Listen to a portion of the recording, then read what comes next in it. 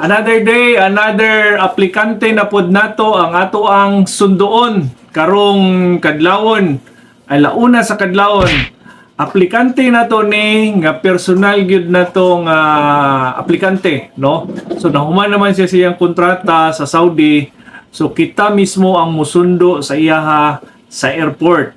So mao niya nga ako ang ginaingon sa inyo ha nga kung diri mo mag-apply sa atoa, no? Gikan sa pag-apply ninyo hangtod sa inyong pag-uli, dili maundang ang serbisyo ni Kuya Allen, no? Mo serbisyo ta hangtod sa pag-uli ninyo. So mo na sunduon na to. Imagine na alauna sa kadlawon, no?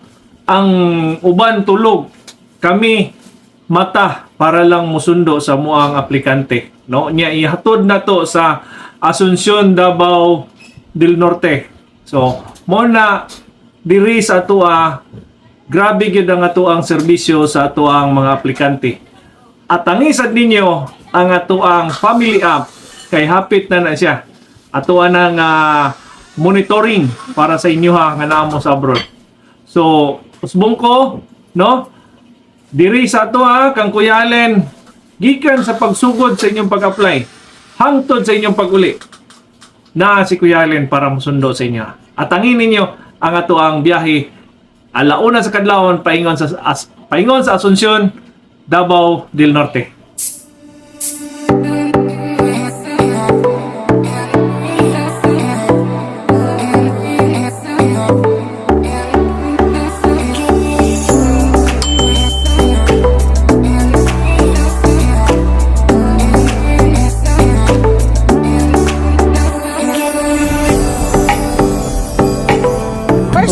First mo abroad bang kay Sir Allen nagikadaan?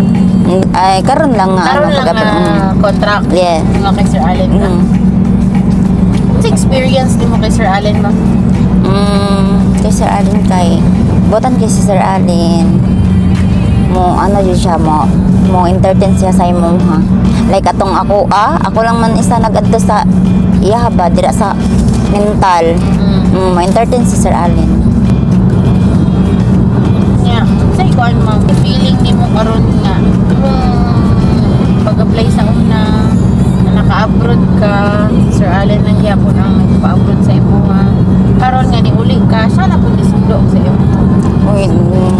Happy ko nga naka-avail ko kay Sir Allen sa iyang libreng sakay.